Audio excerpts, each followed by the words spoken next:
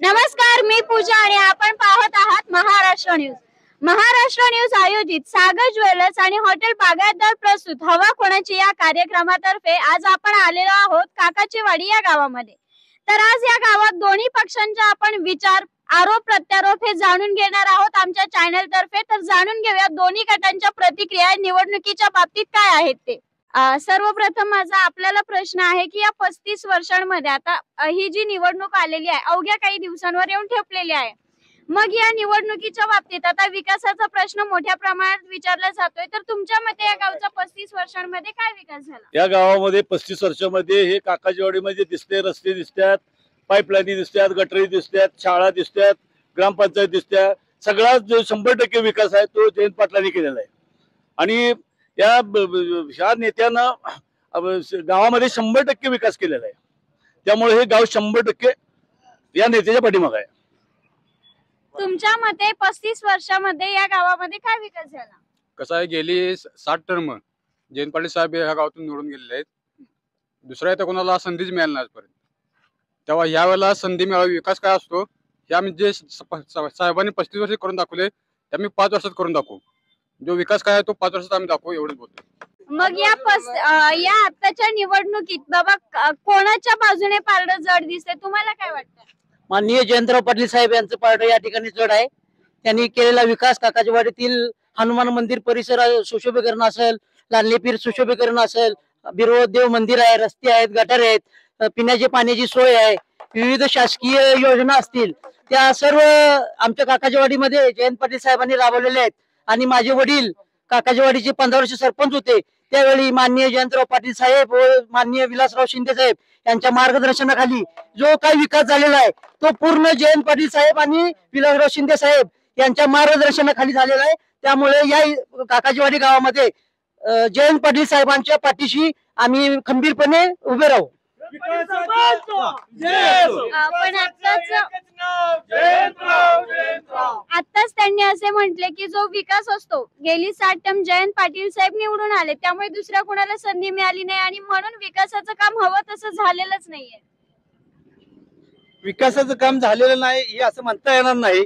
कारण गावाची जी भौतिक सुविधा आहे, जे नागरिकांची अन्न वस्त्र निवारा, तसंच गावाची जी गरजा आहे की आरोग्य, शिक्षण, त्याचबरोबर आरोग्य, शिक्षण, पाणी, ह्या सुविधा गेल्या 35 वर्षामध्ये सर्वसामान्य तळागाळातील लोकांच्या वाडी वस्तीपर्यंत पाणी, स्वच्छ पाणी पुरवण्याचं काम आदरणीय जयंत पाटील साहेबांनी पहिल्यांदा जलस्वराज्य मधून आम्हाला पाणी दिले. त्यानंतर 1,34,00,000 हे वाडी वस्ती सुधारण्यासाठी, पाणी पुरवठा पोहोचवण्यासाठी सर्वसामान्य काकाजीवाडी परिसरातील सर्व नागरिकांपर्यंत शुद्ध पाणी पिण्याच्या सुविधा आदरणीय जयंत पाटील साहेबांच्या माध्यमातून झालेलं आहे.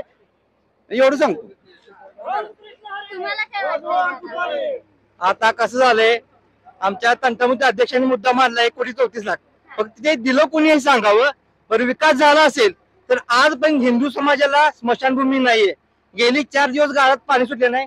महिला कुणाच्या विचारा, 4 दिवस पाणी नाही. 2 हॉल आमचं खराब होते.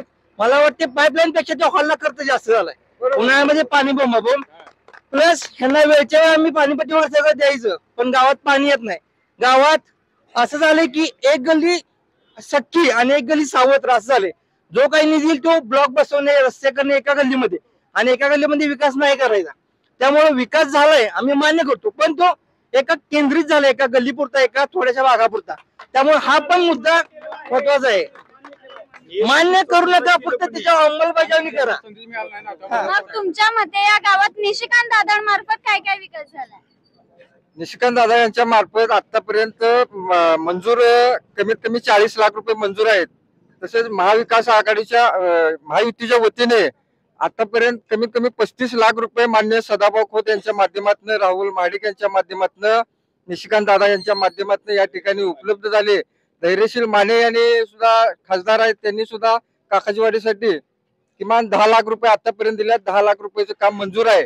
अशा पद्धतीने माननीय निशिकांत दादा यांना जास्तीत जास्त आम्ही काकाजीवाडी मधून सपोर्ट करून त्यांना निवडून आणण्याची जिद्द आम्ही बाळगलेली आहे. ते म्हणतात साहेबांनी एवढं केलं, तेवढं केलं.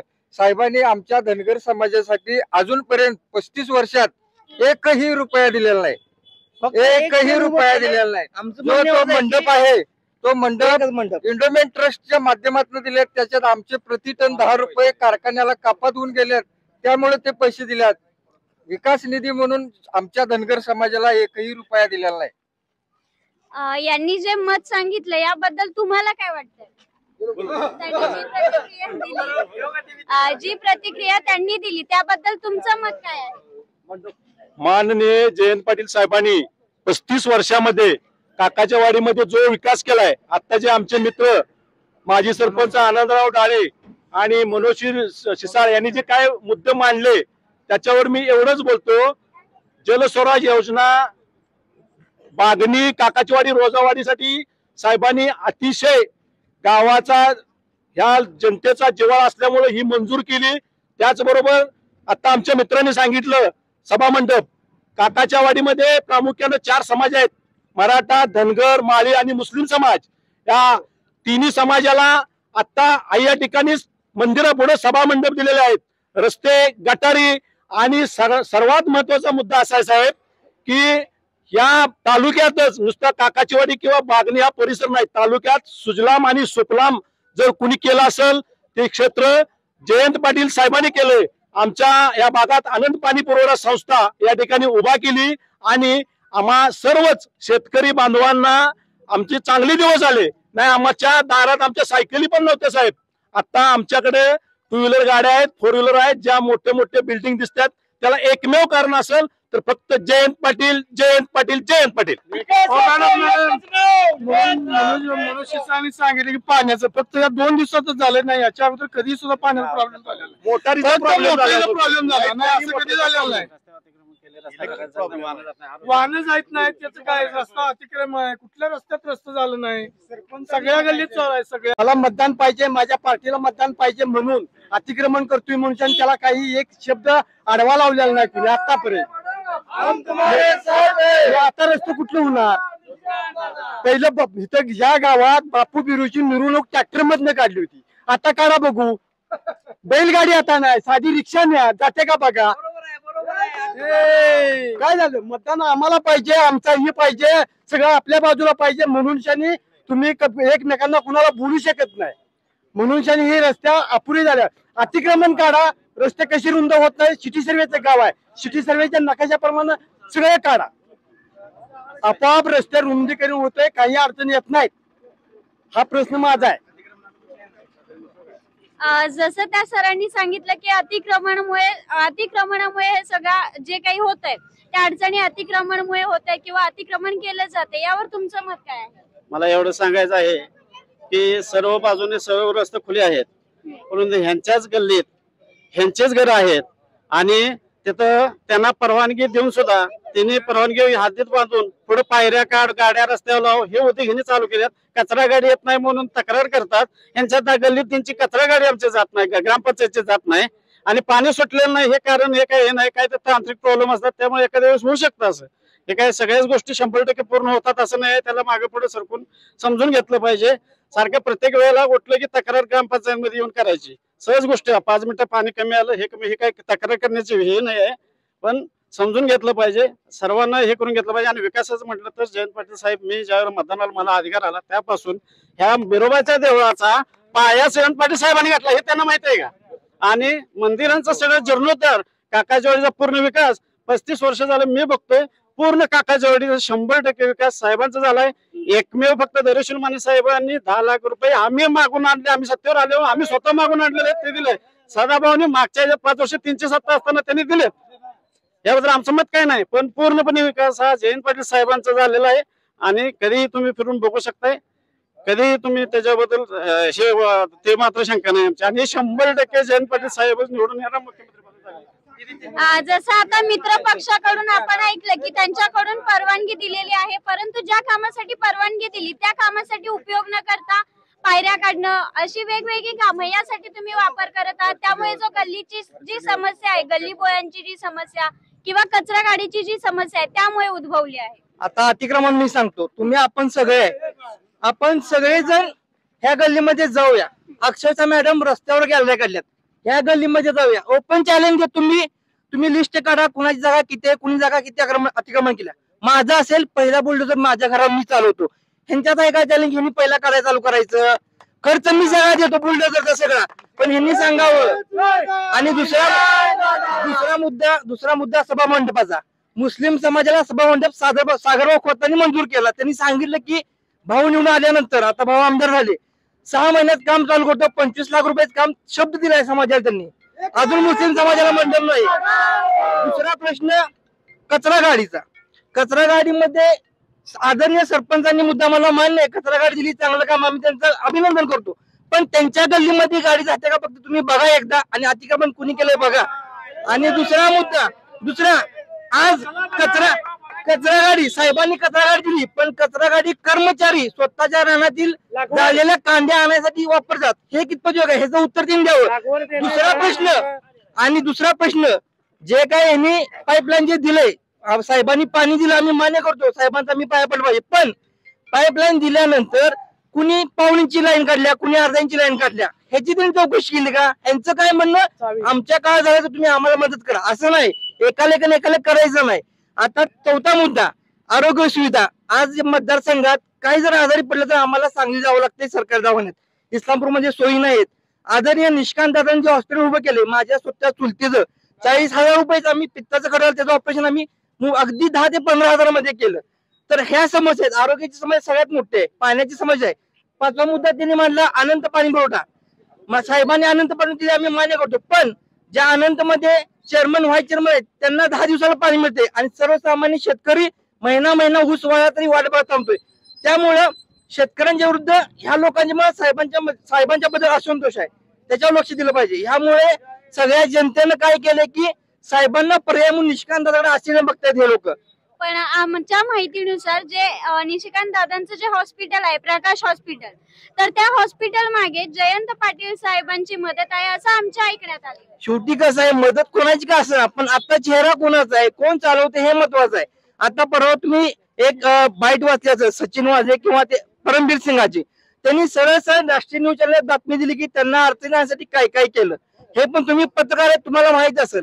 ह्या गोष्टीचा विचार करावा. पण आज एक आहे की आरोग्य जीवनदूत असेल, योजना असतील, ह्या पूर्णपणे त्या हॉस्पिटलमध्ये राबवल्या जातात.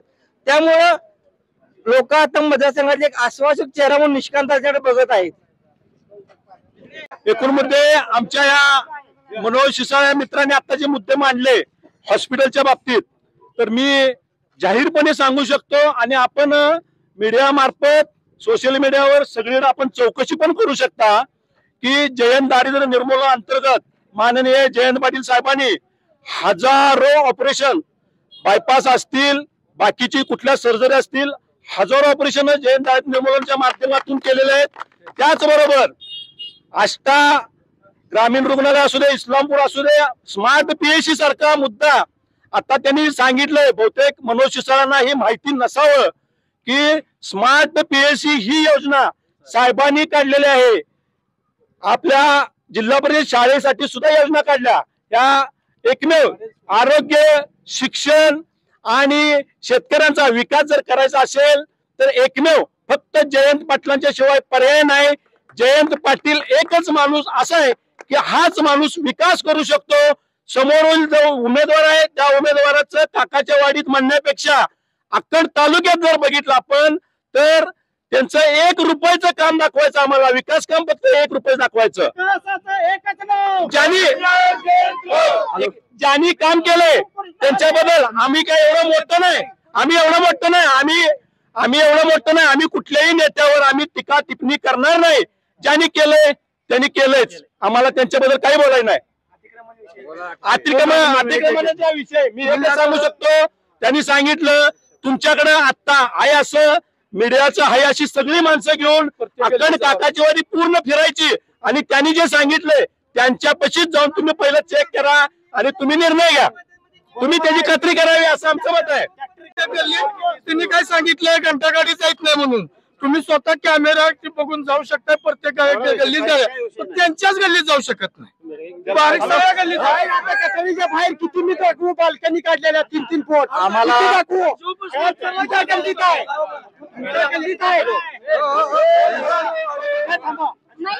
आम्हाला जयंत पाटील साहेबांना मतदान करायची इच्छा आहे. पण प्रॉब्लेम असा आहे की आता ऐका त्याच्या मागचं कारण त्या एकनाथ शिंदेचा आमचा कधी संबंध नाही, त्याला बघितलेला सुद्धा आहे. त्यांना माझ्या बायकोच्या नाव 7.5, आईच्या नाव 7.5, मॅडम तुमच्या नाव 7.5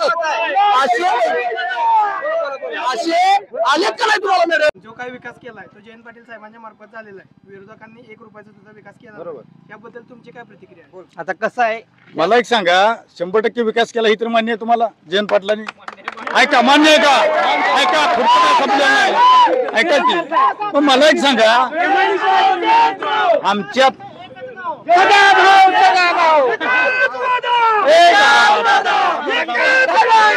तुम्ही म्हणता की नाही 100% विकास केलाय, मान्य आहे.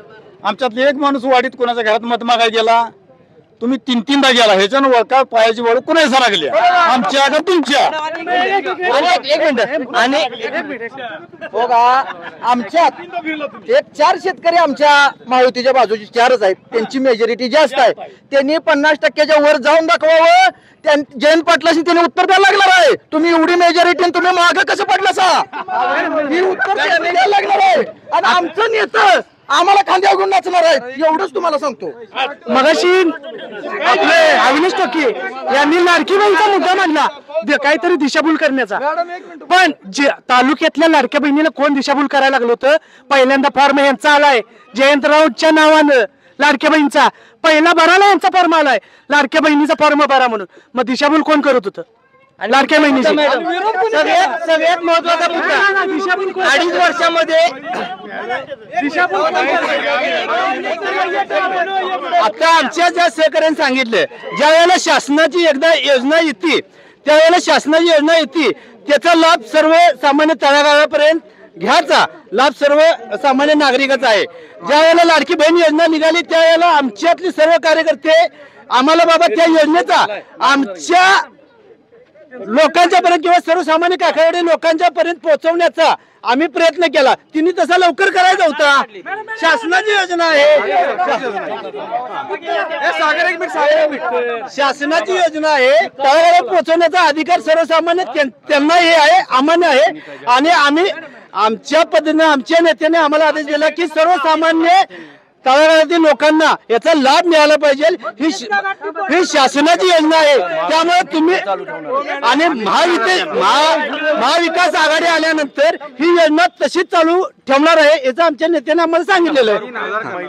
शासनाच्या योजनेला यांनी स्वतःचं नाव द्यायचं काय काम होतं? आणि एक मॅडम, लाडकी बहीण योजना आली, लाडकी बहीण योजना आली. पहिल्यांदा यांचं सरकार काय म्हणलं? यांच्या सरकारनं हे पाप केलं की बहिणींची ओवाळणी भावाला, एक मिनिट, भावाची ओवाळणी न मिळावी म्हणून कोर्टात गेले. म्हणले कुठनं पैसे, आणि पुन्हा त्यामध्ये आम्ही महालक्ष्मी 3,000 हे पैसे कुठून आणणार? बरं, एका माझ्या प्रश्न उत्तर द्या. मराठा आरक्षणावर यांच्या सरकारचं काय मत आहे सांगा. वंचित आहेत, मी स्वतः मराठा आरक्षण मध्ये उतरलेला विद्यार्थी आहे. त्यांनी आरक्षणाबद्दल भूमिका सांगा यांच्या सरकारची. आणि पुढचा मुद्दा हे मराठा आरक्षण उत्तर घ्यायचं.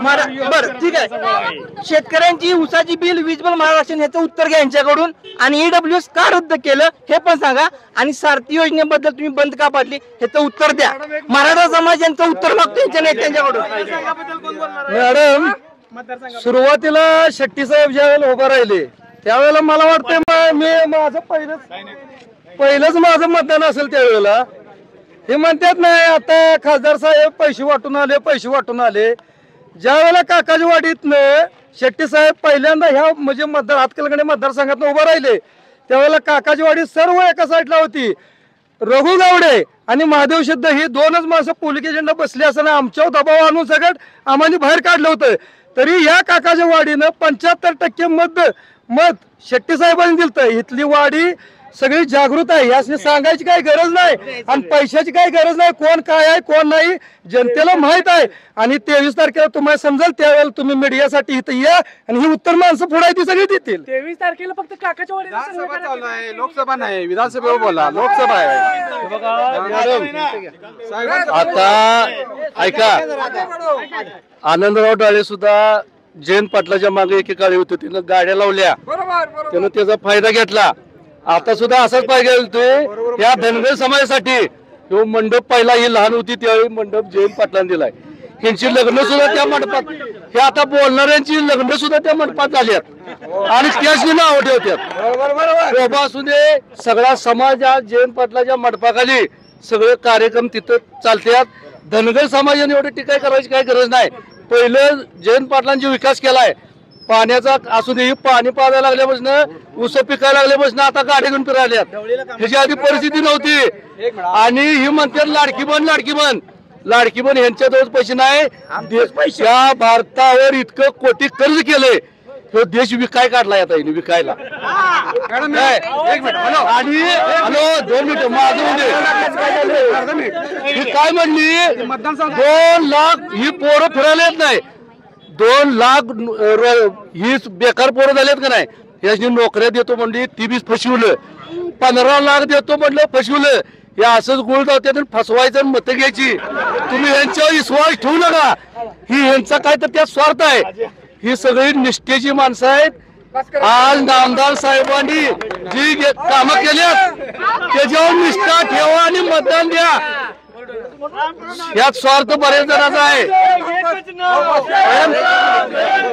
मॅडम हे म्हणतात इथले लोक बेरोजगार आहेत. आता यांनी सांगावं स्थानिक नेत्यांची पोरं सोडल्याशिवाय बाबा चांगल्या घरातला एखादा पोरगा किंवा गरीब घरातला पोरगा मी इथं हॉस्पिटलमध्ये लावलाय काय सुद्धा नाही.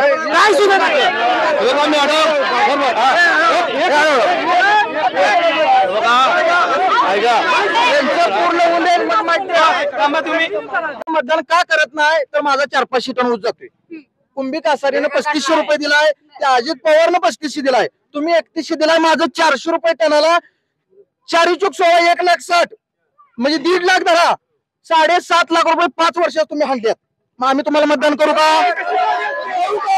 आणि ज्या एकनाथ शिंद्यानं आमचा त्याचा कधी संबंध नाही. काय असेल ती आमचा लाडका आहे. आम्ही काय आरोग्य बोलू का तर आमच्या मनात आहे. आम्ही लाडका आहे म्हणून म्हणतोय. आरोग्य कुणाला बोलतात जो जवळ जाईल त्याला आरोग्य बोलतात. आणि त्याने 7.5 दिले त्याचा आमचा संबंध नसताना आणि तुम्ही आम्हाला कळतंय बसता नेतृत्व करताय आणि आमचं 1.5 लाख हाणतायसा. आम्हाला जमत नाही मतदान करायला. आणि औंधा ह्या वर्षी 3500 रुपये दर जाहीर करावा. माझा राष्ट्रवादी जयंत पाटलाच्या गटात प्रवेश 100%. मित्र पक्षाकडून आपण असं ऐकलं की शेतकऱ्यांच्या बाबतीत अन्याय होत आहे, तर या अन्यायाविरोधात आपलं जयंत पाटील गटाकडून जाणून घेऊयात त्यांच्या प्रतिक्रिया काय. बघा, आमचे नेते माननीय जयंत पाटील साहेब यांनी आमच्या वाळवे तालुक्यामध्ये हजारो एकर जमीन ओलिताखाली आणली, सिंचनाखाली आणली, कारखान्यामार्फत स्कीम झाल्या, त्यामुळे ऊस झाल्या. आमची सायकल होती, सायकलीची गाडी झाली, रस्ते झालं. आणि शिक्षणाचं म्हणताय तर शिक्षणाचा महाराष्ट्रात पॅटर्न विरोधी पक्षानं सकट साहेबांचा वापरला. आज वाळवा पॅटर्न, सांगली पॅटर्न शिक्षणाचा साहेबांनी वापरलाय. म्हणून सगळी काकाची वाडी तुतारी वाजवणारा माणूस आणि साहेबांच्या मागणं विकासाचं एकच नाव.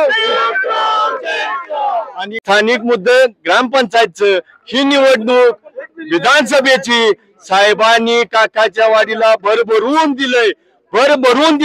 विरोधक पण मान्य करतात. तेव्हा आपलं मतभेद विसरून विरोधक पण मान्य करतात.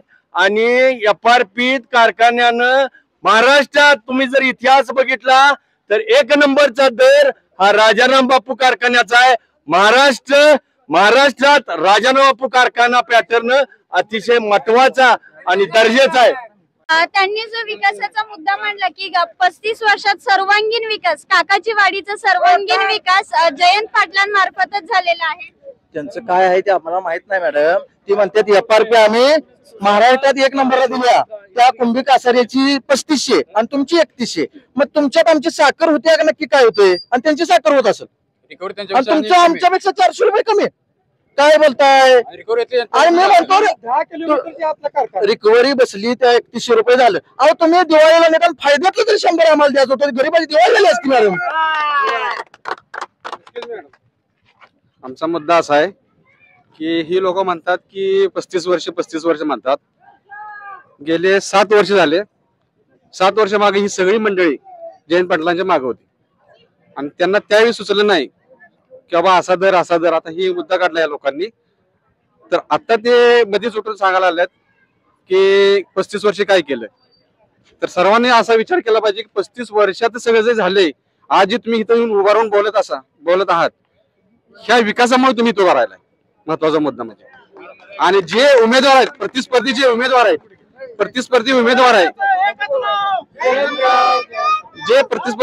आहेत, त्यांनी हे ठरवावं की आपला पक्ष प्रत्येक पंचवार्षिकला बदलतो का. कारण काल तुम्ही होता दुसऱ्या पक्षात, आज जाताय तुम्ही दुसऱ्या पक्षात. आम्हाला पण आमचे मित्र म्हटले की आम्हाला साहेबांना, जयंत पाटील साहेबांना मत द्यायला काय हरकत नाही. आमचा पण मुद्दा असा आहे की आम्ही पण निशिकांत दादाला काही वाईट आम्ही पण असं म्हणत नाही. निशिकांत दादाला आम्ही मत द्यावं आम्हाला पण वाटते की, पण त्यांनी सुरुवातीला ठरवावा की हा पक्ष आपला पहिला पक्ष कोणता आहे. कारण त्यांची नेहमी प्रत्येक 5 वर्षाला भूमिका बदलत्या. हा जो आहे ना, हा मुद्दा काय बरोबर नाही. आणि राहिला महत्वाचा हॉस्पिटलचा प्रश्न, जो हॉस्पिटल त्यांनी आता जे हॉस्पिटलचं जे वारंवार जे सांगतात, ते हॉस्पिटल उभा राहायला ज्याचं योगदान आहे ते फक्त म्हटले म्हणजे आमचे जयंत पाटील साहेब आहेत. त्यांचा जो मुद्दा आहे की आम्ही 5-7 वर्षापूर्वी त्यांच्याकडे होतो, आता इकडे आलोय, ही साफ चुकीचं आहे. मॅडम, मी जेव्हा 14 वर्षात होतो, माझं मतदान लागलं नव्हतं, तेव्हा मी माझ्या स्वतः आजीचं मतदान मी भाजपला केलं. माझं मतदान लागलं नसताना. जेव्हा मी 14 वर्षात होतो तेव्हापासून या पक्षामध्ये भाजप महायुतीमध्ये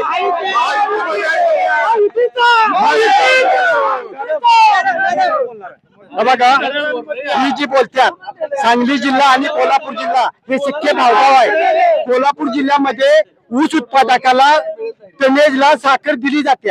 सांगली जिल्ह्यामध्ये हा थोरला भाव असून का देऊ शकत नाही. काय देऊ, वाळवे तालुक्याला टायपी देऊ त्या का कधी साखर देत नाही. आतापर्यंत आपण ऐकलं की 35 वर्षात फक्त जयंत पाटील सरांनीच हस्तक्षेप केलाय. मग तुम्ही सांगा की निशिकांत दादांनी म्हणजे जर एखादं काम केलेलं आहे तर त्याचा पुरावा.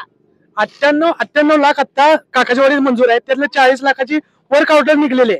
या विभागाचे आदरणीय लोकप्रिय आमदार जयंतरावजी पाटील, या विभागाचे आदरणीय आमदार विलासरावजी शिंदे साहेब आणि त्यांच्या माध्यमातून काकाजीवाडी परिसरात अत्यंत शैक्षणिक मॉडेल स्कूल असू दे, स्मार्ट PSC असू दे, किंवा गावातील ज्या जल स्वराज्य किंवा ज्या भौतिक सुविधाच्या ज्या योजना आहेत त्या आदरणीय जयंत पाटील साहेबांनी यांच्या माध्यमातून झालेलं आहे. आणि आता जे आहेत आमचे मित्र आहेत, ज्या गावातील समस्या आहेत, पण त्या मित्रांना माहित नाही की 1974 ला शिटे सर्वे झाला.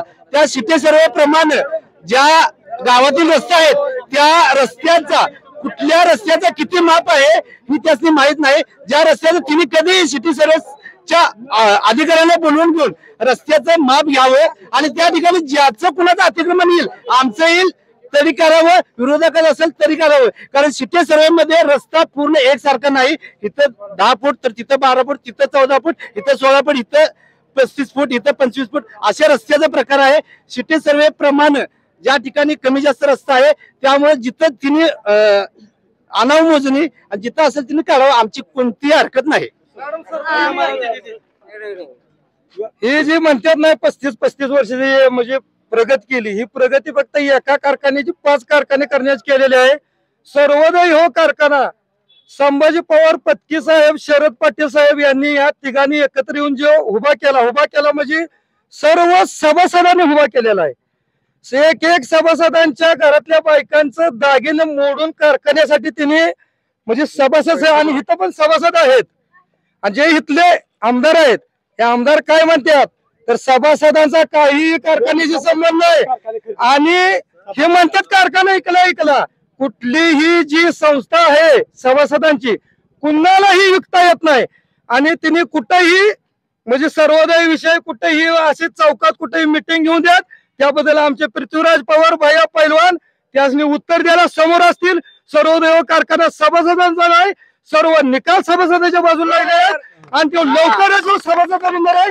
मी जाहीर त्यांचा संचालक म्हणजे त्यांच्या संचालकांचा मुलगा महादेव सिद्ध बोलतोय. हे बघा, सर्वोदय कारखाना ही नामदार जयंतरावजी पाटील साहेब, संभाजी पवार आप्पा यांच्यातला हे जो उत्तर किंवा हा प्रश्न आम्ही मांडण्याजोगं एवढं मोठं नाही. पण ही जी प्रक्रिया आहे ती न्याय प्रविष्ट न्यायालयात जो विषय चालू आहे. ऐका मी तुमच्या वेळी बोललो नाही. ऐका की जरा ऐका आम्ही बोललो नाही तुमच्या ही प्रक्रिया कायद्याच्या कचाट्यात आहे. न्याय प्रक्रिया न्याय व्यवस्था ही भारताची कशी आहे. डॉक्टर बाबासाहेब आंबेडकरांनी सांगितले न्यायालय जे आहे ते न्यायालय निकालानंतर न्यायालयावर काय बोलता येत नाही. आणि आम्ही एवढं मोठं नाही की ह्या प्रश्नावर उत्तर देणार. दुसरी गोष्ट अशी, माजी आमदार विलासरावजी शिंदे साहेब, वैभव शिंदे साहेब, त्याचबरोबर आमचे उबाटाचे उद्धव ठाकरे आणि आम्ही सगळी मंडळी एकत्र काकाच्या वाडीत असून शिंदे साहेब आणि आमचे आमदार जयंतरावजी पाटील साहेब यांनी या भागाच्या विकासासाठी अहोरात्र प्रयत्न केला. एखाद्या निवडणुकीत पुढे मागे झालं, आता ते दिलीपचं उत्तर दिलं का नाही, एखाद्या मागे पुढे मागे झालं तरी बी सगळे आम्ही एकत्र होऊन नामदार जयंत पाटील साहेब यांच्या मागे काकाची गाडी गाव आहे आणि तुतारी बुकणाऱ्या माणसाच्या मागे येणाऱ्या 23 तारखेला तुम्हाला कळेल की निकाल काय होईल. कुठल्याही टीका करणार, फक्त जयंत पाटील, विलासराव शिंदे, वैभव शिंदे, प्रतीक दादा यांच्यामुळे थोडाफार विकास आमच्या बागणीचा, काकाची वाडीचा, आनंद पाणी पुरवठा, मागाशी सरपंचांनी सांगितलं तसं आनंद पाणी पुरवठा, ढोले सरांनी सांगितलं तसं विकास विलासराव शिंदे साहेबांनी सुद्धा चांगल्या प्रकारे केलेला आहे. वैभव दादांनी, प्रतीक दादांनी सुद्धा आता चांगलं हे घेतलेला आहे आणि आपल्या गावचा विकास हा हळूहळू प्रमाणात चालू आहे. आता थोड्या प्रमाणात, बऱ्याच प्रमाणात झालेला आहे. 30-35 वर्षात अजून इथून पुढे हे होईल. फक्त सत्ता केंद्रात असणं गरजेचं आहे. यावेळेला सत्ता तुमची 5 वर्षात राष्ट्रवादी काँग्रेसची नव्हती आणि राष्ट्रवादी काँग्रेसची नसल्यामुळे विकास थोडा खुंटला, मान्य करतो आम्ही. गटाच्या वतीने बागणी शिवसेना उपतालुका प्रमुख मी जयंत पाटील यांना मतदान करा तुतारीला ही मी असं आवाहन केलेलं आहे. सगळ्यांनी उद्धव ठाकरेंच्या पाठीशी सगळ्यांनी राहायचं आहे. जयंत पाटलांच्या आता जे आमच्या मित्रांनी मनोज सिसोदियाने जी लाडकी बहीण आणि जनधन योजनेचा जो मुद्दा, महत्वाचा मुद्दा या ठिकाणी मांडलेला आहे, यामध्ये खास करून मी भाजप सरकार असू दे किंवा त्यांचं युतीचं सरकार असू दे, त्यांना आत्ताच ह्या 3-4 महिन्यातच लाडकी बहीण का हटवली हा एक फार महत्वाचा मुद्दा आहे. जनधन योजनेचं पण त्याच पद्धतीनं आहे. महागाईचा कर झालेला आहे, देशात महागाईचा कर झालेला आहे. पेट्रोल डिझेल सोयाबीन 14 काढून घेतलेत. आणि आणखीन एक सर दुसरा मुद्दा, आणखीन एक मुद्दा दुसरा आहे. ज्या विरोध पार्टीचा जो उमेदवार उभा राहिला आहे त्याच उमेदवाराचं नेतृत्व करणारे माजी उपमुख्यमंत्री अजित पवार यांच्याबद्दल हेच दुसरे उपमुख्यमंत्री देवेंद्र फडणवीस गाडी बैल घेऊन, गाडी भरून सिंचन घोटाळ्याची फायलीची अक्कल गाडी भरली होती आणि महाजन असतील, फडणवीस असतील अशी मंत्रालयात त्यांनी आंदोलन केलेलं होतं आणि तेच माणसं आज एकत्र येत आहेत आणि सगळ्या महाराष्ट्राची ही दिशाभूल करत आहेत. त्यामुळे महाराष्ट्रातली जनता या महायुतीला या ठिकाणी गाडणार आहे ही मी या ठिकाणी स्पष्टपणे सांगतो. सुतगिरण कामगार आहे, फंड काय सुतगिरण कामगार आहे, इस्लामपूरला होता, फंड कापून घेतला, फंड रिटर्न आला नाही आणि हे मगाशी म्हणतात बिरोबा मंदिर साहेबांनी आमच्या दिलं बिरोबा मंदिरला एवढं. माननीय सदाभाऊ खोत यांच्या मार्फत 5 लाख रुपये निधी आम्ही स्वतः आणला होता. यांनी जिल्हा परिषद सदस्य यांना सांगून हा मागं का घालवला विचार फक्त. आणि एक मॅडम बेरोजगारी, एक मिनिट उत्तर आहे, उत्तर एक मिनिट, बेरोजगारी उत्तर देतो. हे बघा ऐका, 5 लाखाचा नाही, कामगार विषय आहे. आज जयंत पाटलामुळे इथं जवळजवळ 14 ते 15 पोरं त्यांची आज चूल चालायला लागल्या आणि गरीबाची पोरं सागर मालेकर म्हणतो गरीबाची पोरं. किंवा राम जाधव आणि सचिन ननवरे कोरोना काळात त्यांच्या घरात अन्न खायला नव्हतं, त्यासनी 1 गुंठा जमीन नाही. साहेबांना सगळ्यांनी सांगितलं की बाबा हे गरीबाचं पोरग लावा. आज ती पोरग लागले, आज 20,000 पगार घेतोय. त्या गरीबाच्या घरात संध्याकाळी अन्न शिजवायला परिस्थिती नव्हती. असं साहेबांनी आज या सागर मालेकरच्या मुद्द्यावर गरीबाची पोरं लावलाय. ही 2 गरीबाची पोरं लावली आज त्यांचा. तसं तुमच्या नेत्यानं कुठलं पोरग लावलंय सांगा? फक्त अंधाराचं पोरग एकच लावलंय. म्हणून तो एवढा उड्या मारतोय का तर त्याचं शासकीय नुक लागले आणि बाकीचे काय आहेत माहिती का बाकीचे खोबरं तिकडे चांग बोल. आता जो सुरेश गावडेंनी मुद्दा मांडला त्या मुद्द्यावर मला एक उत्तर द्यायचं आहे. जी पोरं लावली ते स्थानिक काकाजीवाडीची पोरं नव्हत, बागणीची पोरं इकडे राहायला आले. काकाजीवाडीची स्थायिक नाहीत, भूमिपुत्र नाहीत. मॅडम ही जेवढे पब्लिक त्यांच्या बाजूला दिसतंय त्यांच्या प्रत्येकाच्या घरातला एक सदस्य नोकरीला आहे, त्यामुळे ते इथं दबावाला उभा आहेत. नाही तर हे सुद्धा आज दिसायला नसते तुम्हाला. आता आनंदराव डाळेंनी जो मुद्दा सांगितला, साहेबांच्या उद्योग समूहामध्ये सर्वसामान्य कुटुंबातील सर्वच मुलं आहेत. आम्ही या ठिकाणी प्रतिनिधित्व करतोय. मी सरपंच म्हणून काम केलं. आमच्या घरातला एक मुलगा कोणी आमच्या घरातला कुटुंबातला दाखवायचा तिथं सर्व्हिसला, साहेबांच्या इथं कोणी नाही आमच्यात, सर्वसामान्य लोकांच्यात. आणि सर्वात महत्वाचा मुद्दा, साहेबांचं वेगवेगळ्या पद्धतीचं विजन आहे. विकास काम काय असतंय ते साहेबांच्याकडनं शिकायचं. आणि सर या ठिकाणी जी मुलं नोकरीला घेतलेले आहेत त्यांची शैक्षणिक गुणवत्ता बघून मगच त्या ठिकाणी घेतलेलं आहे. अशी काय पूर्ण गरीब आहेत पण ती चांगली होतकरू आहेत, त्यांना या ठिकाणी नोकरीला घेतलेलं आहे. त्यांनी सांगितलं, आता सुरेश भाऊनं पण सांगितलं त्या पद्धतीनं यांच्यात फक्त एकच घेतलाय त्यांच्यातला मुलगा, बाकी यांनी सांगितलं तसं खोबरं तिकडं चांगलं, अशी परिस्थिती आहे. आता ते सांगते आम्ही कुठेतरी कमी पडतो. आमच्या संस्था नाहीत, आमच्या स्थानिक संस्था नाहीत, बँका नाहीत, पण येत्या काळात सदाभाऊ खोत यांच्या मार्फत एक 200 बेडचं हॉस्पिटल आणि सूतगिरण हे होतंय. त्यांच्या मार्फत भविष्यात त्या मार्फत इथल्या तरुणांना 30 तरुणांना रोजगार द्यायचं काम माझं आहे. त्यांचा एक स्कीम म्हणतो म्हणून त्यांनी सांगावं, त्यांच्यातली द्यावी, मी लावतो. आमचं पोरग लावा, आम्ही तुमच्या मागे. महागाईच्या मुद्द्यावर तुम्हाला काय सांगायचंय? महागाईच्या मुद्द्यावर काय सगळं महागच झालंय की. महागाईच्या मुद्द्यावर जर सांगायचा विषय जर झाला का नाही की आता जर तेल जर बघितलं तर 4,000 बरोबर गेलं. पेट्रोल जर गेलं तर किती तर अंतर तोडलंय.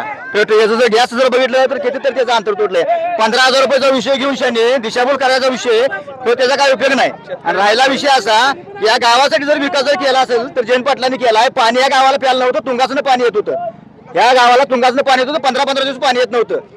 तर ती पाणी जी आहे ना सगळं आता का नाही रोज पाणी येतं या, ती कशामुळे येतं या काय काय ते असा विषय आहे. आणि राहिला विषय असा की या गावाचा जर विकास जर केला असला तर आता जी शेतीची युती आहे सगळं माळ अंग होतं.